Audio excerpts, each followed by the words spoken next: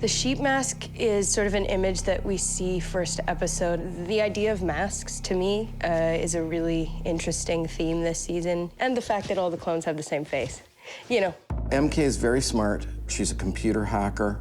That's kind of her special skill. She's extremely good. She's very elusive and very security conscious. She is kind of off the grid and in the shadows, surviving. She turns out to be very important to our characters, both in the past and the present. The sheep mask itself, there's a little Dolly the sheep reference there. There were definitely distinct camps of people that wanted the mask to be a certain animal or a certain shape or figure and all that kind of stuff. So we sat in this big boardroom and we looked at all the masks and we narrowed it down, and then there was like the farm animal pile and the rabbit pile and the scary pile, and eliminated it till we finally had, I think, a rabbit and a sheep, and the sheep won. I haven't seen the sheep mask yet, so I know about it. I've read about it a ton, but I haven't seen it. And then they made 19 versions of the sheep mask for us to choose which would be the iconic version of the sheep mask. John Fawcett and Graham and I talked a lot about her backstory, how she physically is in the world. The first day I played MK was on the opposite side of a clone shot. So I had already played Beth in that clone scene and Catherine had played MK. So I was stepping into MK in a Technodolly shot and exploring her for the first time in a very technical way. So it was very counter to what I would have wanted to do, you know, because I sort of would like to be a bit more free and less have you know, the technical stuff to think about and like the kind of rhythm to follow. But it you know, it is what it is. There's a lot of physical contact. We have hugging and passing, you know, a lot of passing behind and in front of and door slamming. And what was really cool about it was all done in one giant sweeping Technodolly move. So it worked, which I shouldn't be surprised that it worked by this time, but it's always nice when it does work. I felt like she was a real exploration, like day 2, 3, 4, 5, 6, 7. Like there was no kind of, oh right, okay, this is who MK is, you know? It was like constantly evolving, and I'm still discovering who she is.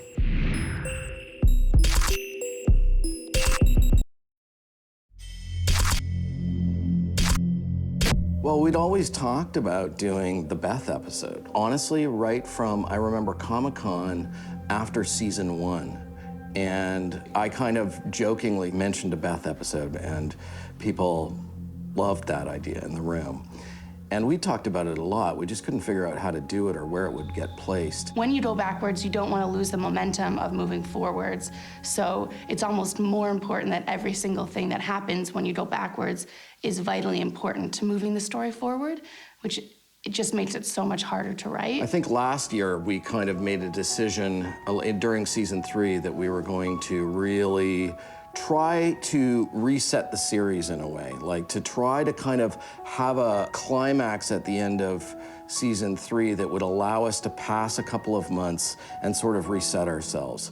And the way to do that was to begin in the past. It was a desire to do a Beth episode, but from a story point of view, the way it worked was that Beth knew way more than we thought she did. It was like a whole new character, because as much as we'd sort of talked about Beth and seen her briefly in like flashback videos and like on the platform, the train platform, we didn't really know much about her except like speculation, what Allison said or what Art said or what Sarah discovered in her investigation, being Beth, you know, in season 1. But she was a fully new character for me to develop. Last year we did a sort of dream sequence with her, but it was a dream.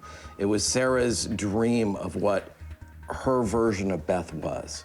And this is actually Beth now, so that we get to hang out with. Because we know all this mythology around her, it was really fun to kind of dismantle that and like see who the real human being was underneath of it. And she's so complicated and has such a darkness to her and such a sort of solitariness. She's not like the other clones where they sort of reach out to each other. She sort of peels herself away in a way that her separation is sort of her ultimate demise. Shooting the show, it was a fabulous reunion. You know, Matt Frewer was back, Dylan Bruce was back. When we kill off a character, it doesn't mean we don't miss the actor dearly on set. Once they're buried in the garage, I figure they're done, not necessarily. Not necessarily at all. The moment that the camera rolled on that first close-up of him and he was just giving his Matt Frewer looks and Dr. Leakey looks, it was awesome. And having Dylan back just felt like we were back at school, because he's been around at every season at the beginning of the year. So it was really nice and a really nice way to start off the season. He was at his very wit's end last time we saw him. We go back to when he's clean shaven. He's going to the office still, isn't he? And, living that lie. It's hard to get your head around sometimes. It really is. It's complicated. We had a number of characters that had only been really seen in season 1. Just even smaller characters like Raj or Angie, Art's partner in season 2. All these characters kind of making a return was really fun. It seemed like every other day, someone new would show up on set and you'd be like, hugs, I haven't seen you. It was very interesting. It's certainly a very new tone and an approach for Orphan Black.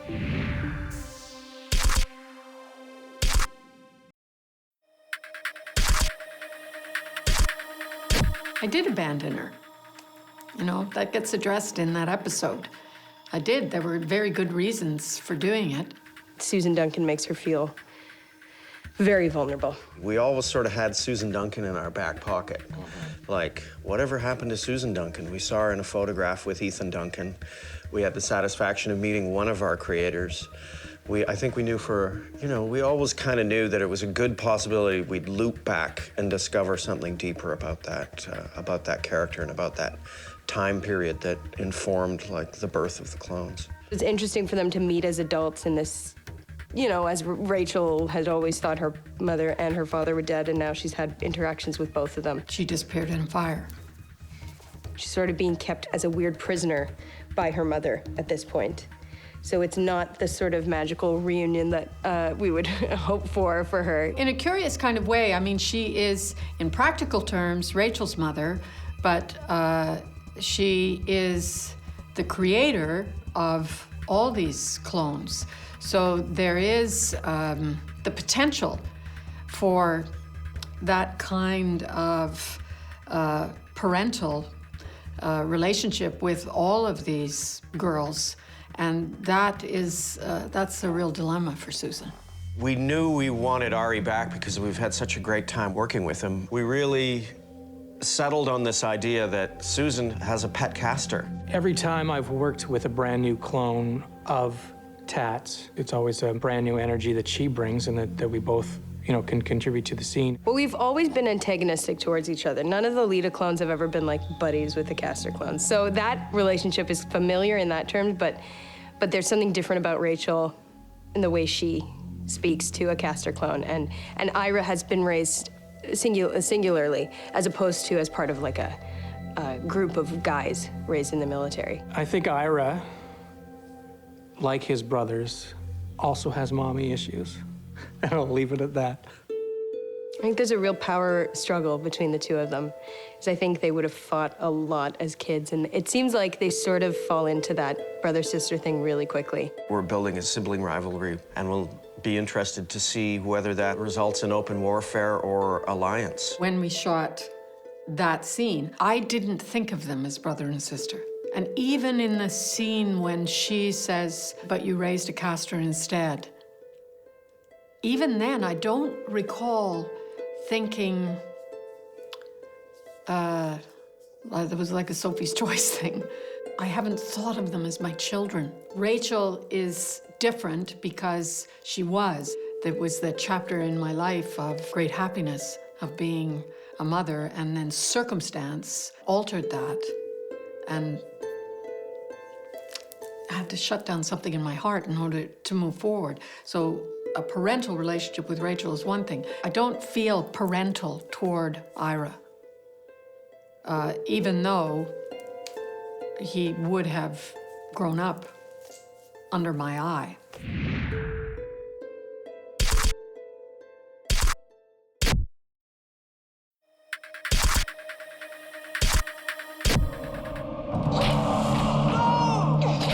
We knew we wanted to get back to basics, being Sarah versus Rachel. So every season in our finale, we like to have some sort of big clone moment, the clone dance party, the clone dinner party.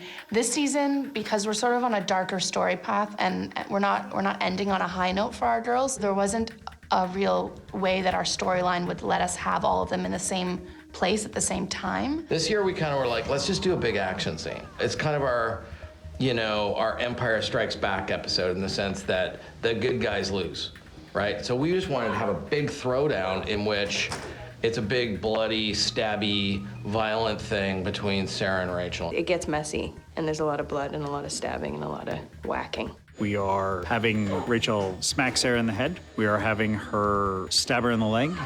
We are having Rachel break Sarah's fingers, and we are having Rachel chase Sarah down to a final confrontation on the stairs at the opposite side of the room. So it's this very violent, charged scene between these two enemies, and Rachel's kind of lost the plot. It's a challenging clone sequence because it's action and there's blood and there's murderous intent. So it's not just, standing in a room and talking. This is probably the most challenging we've had physically to make sure that all of the hits and all the stunts are done just precisely so that it matches up in post.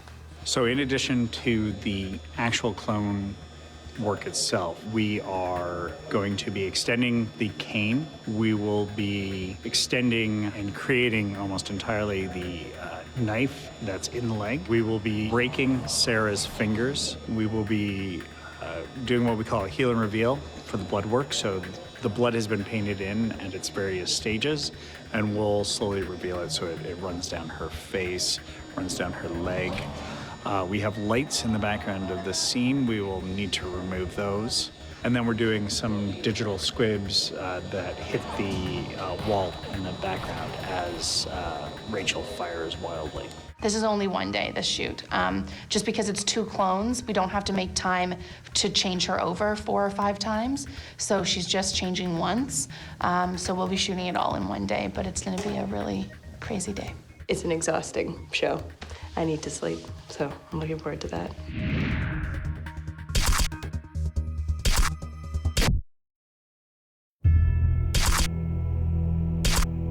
Helena is a fun character to have go away and then return, right? It's just so much fun working with Helena, and I missed her.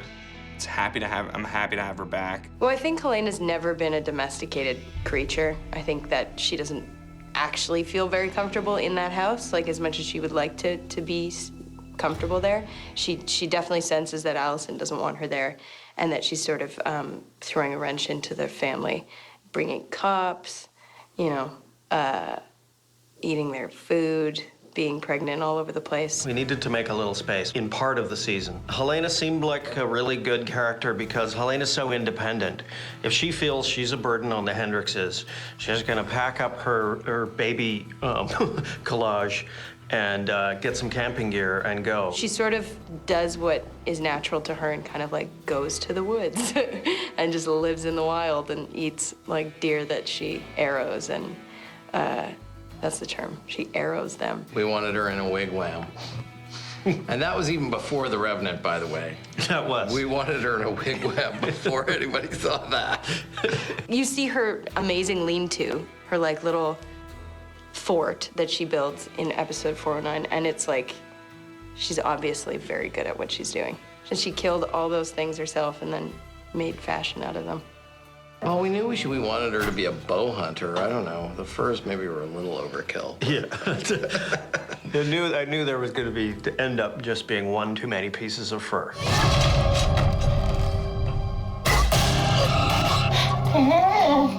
Man, being hogtied and like not being able to be untied between setups or, when we're shooting the scenes back to back to back, it is not painless. You get a little sore in the legs and in the arms, and I'm like lying on the ground hogtied for half an hour, and everybody's like just feet coming right by my face, just feet and like people walking around, and then someone would crouch down and like fix my hair and then like do my makeup, and I'm completely useless, cotton mouth just from, you know, having a sock in there. Oh, God. I was gonna wash my mouth out afterwards. She is that kind of character that you can pack up for a little bit and send off, and then when she returns, everyone goes, yay! You know, she's always there for us in the scariest of ways.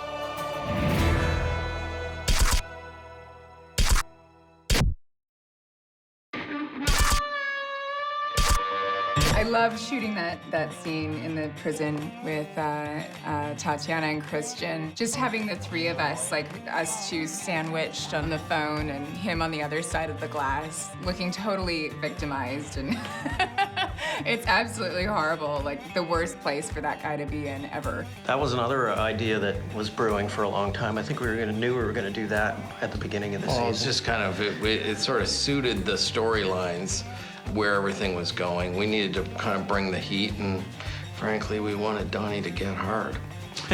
Donnie's got all the terminology down. He knows about a shiv and about a shank and what that means. It was hilarious. I would walk through this like room full of these guys in the scene, and a few of them would be giving me some serious stink eye, and I'm just like, oh my God, I think they want to, and then cut, and they're like laughing and having a nice time, and I meet them, and they're like, oh, I'm Peter, it's great working with you. I'm like, I thought you wanted to actually shiv me, but no, you're just a nice guy. The game I would play is like, okay, the tattoo, sir, on your shaved head that wraps around the back, is that real or fake? And I wouldn't touch him, because that would be scary. Part of our initial reason for Adele, for Felix's biological sister, was that she was kind of a disbarred lawyer. And so we liked being able to use her with Donnie, and that those storylines would eventually kind of come together. Oh, Adele, you must be. Oh. Yeah, forgot to mention that. Alison is Sarah's twin sister. This is the first time that Adele has met any of the other clones, any of the other sisters, and is proving herself valuable to Clone Club. Or, I mean, we'll see if she's actually valuable. I don't know, disbarred lawyer. She can stay sober. I don't think she's sober. She's drunk a lot. and Lauren... Today she drinks a fair amount. To play drunk, you just kind of have to let go without trying to be drunk. You're just really kind of letting go. You know, don't be afraid of the ugly, because some people are just ugly when they're drunk, and I think that's kind of how I play Adele, like just not caring about anything, just kind of, she's a bit of a bulldozer, so. There she is, hammered. You're like, I would never let that person represent me in court. And then they walk into court hammered and destroy everybody. Yeah. We like that character. Yeah. She is a functional train wreck. She's still managing somehow to defend somebody in a different country, so. I think she's great casting as well. Her and Jordan look like they are, you know, brother and sister. I know, that's what everybody said. They were like, you actually kind of look like siblings. She does look a bit like my oldest sister. It's been fun kind of like creating that other piece for Felix that fills in the blanks in his backstory, but he is a kind of living, breathing new character for us in season 4.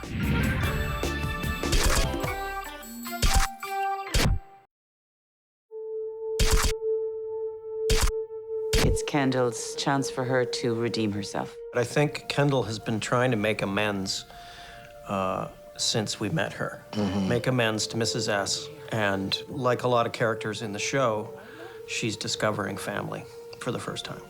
And we had talked to Alison the last time she was here. Of course, she lives in England, so she has to travel to be in, you know, in the few episodes she was in this year. And we said, you know, we have to go and say, okay, so next time you come back, it's probably the end. But we promise you, you won't go gently. And I think it worked. Yeah. I know Graham and John said to me, oh, there's some crying coming up. I said, oh no, what? And it was terribly upsetting to do it, I must say. It's devastating to discover that she is going to die. And Alison Steadman is such a wonderful woman. I'm absolutely mad about her.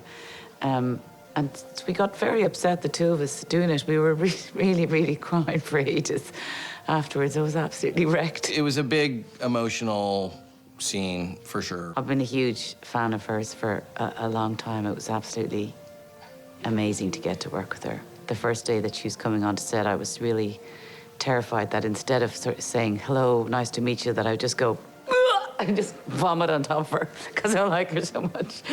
But I managed not to vomit on top of her and to actually do some acting with her for a while instead. It was, yeah, good. Much better option. I feel like her character's gone through such a journey. What's great about Kendall is that she softens, but she still stays Kendall. She never kind of loses that bite and that anger and that badger thing, which is so cool. Even in the end, when she's sort of noble and heroic, she's still herself, and it's such an intense scene. There's nothing like a really upbeat ending of putting a bullet in an old lady's head and then torching her. just we like to send out our actors, and then you give them a bottle of scotch as a parting gift. Generally, if the actors see us coming with a bottle of scotch, they run away.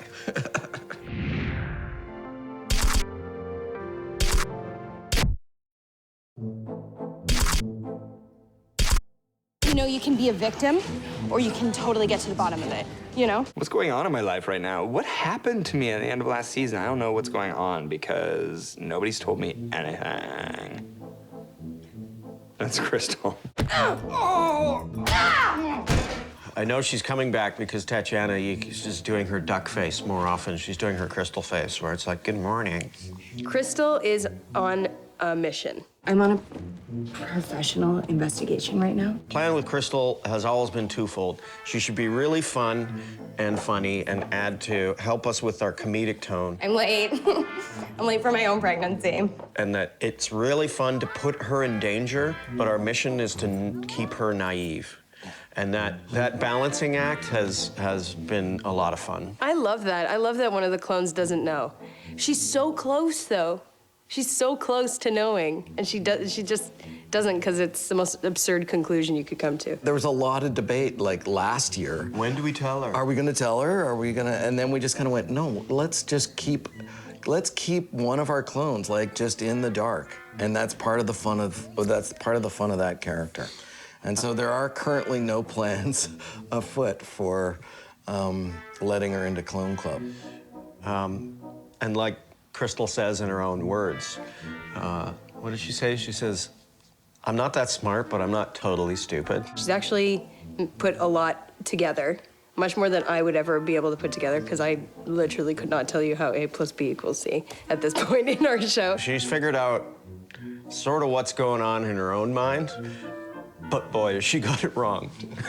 Stem cells in cosmetics. We find her at Brightborn at this fertility clinic place that sort of does genetic testing on babies, gene sequencing on children. Is that right? They do something with the genes in the babies. It is sort of hot button science, and it will continue to be so. We're in our science fiction step ahead of where it's at. But you can imagine in the future, germline editing, you're actually making genetic changes that remain in future generations. It's a complex issue, largely illegal in many places, but it touches on our themes of Orphan Black, some of our scientific themes, which are, if humans can do something scientifically, eventually they will. I just came here to have, like, a baby. Do your Crystal, do that again? Can you do your Crystal impersonation? This is gonna get used a lot on the internet. That little bit of terrific. Yeah.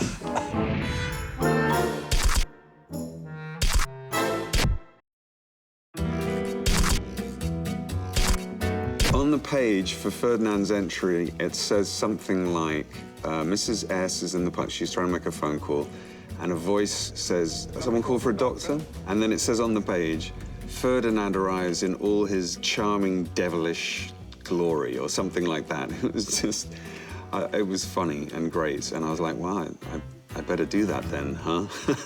How that character relates to Helsinki in the past, I think, was a really fun, deep part of the mystery of the show this season. In this scene we're going to shoot in this episode, it's the one clone that escaped it, and her rage and her indignation is profound. This really dark scene, MK kind of playing out her revenge fantasy on Ferdinand.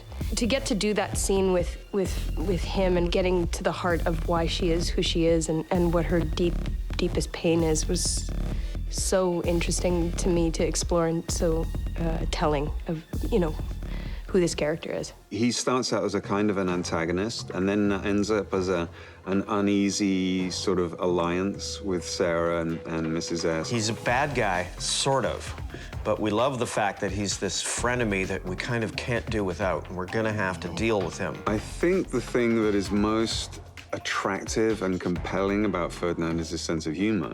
People who are shouting about how bad they are never as truly frightening as people who are being really charming, but you know that actually they'd kill you in a heartbeat.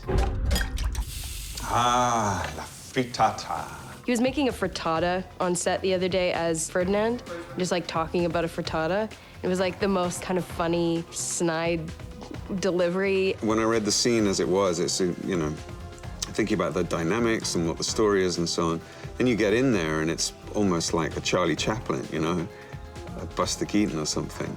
I loved that. Plus, there's a lot of storytelling that happens in that scene. So it's very smart to make it physical, to make it comic, to have the other stuff that cuts against it. You know, that's I guess the quality of the writing. We also really enjoyed revealing that at his heart, the man's in love with Rachel. He does love this other very strange, interesting, twisted person. It's real for him. So Rachel for Ferdinand is the original, and all the other clones are dispensable. Can't wait to see that reunion. Mm-hmm. You know what? This just happened in the scene that we just shot. I had a line where I was cooking and I say, Rachel was a foodie too. And we did one take and they got to the end of it and everyone started laughing and I was like, well, I thought it was an okay take. What is it? What's wrong? And they said, you said Allison. You said Allison's a foodie too. I said, no, I didn't. What? I did? And then I thought, Allison's kind of uptight in a Rachel-y kind of way, you know? That's more, maybe he has a type.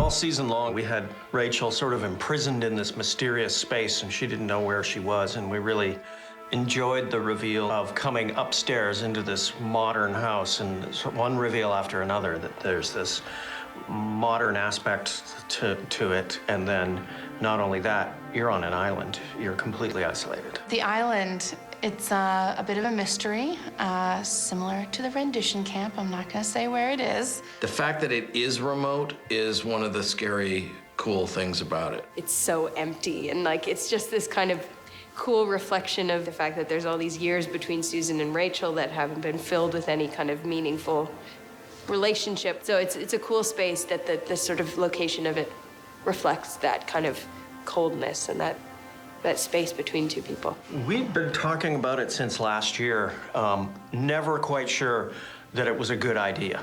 It was a really interesting narrative idea, and, you know, the island of Dr. Moreau and the threads of things and those kind of literary references we really liked.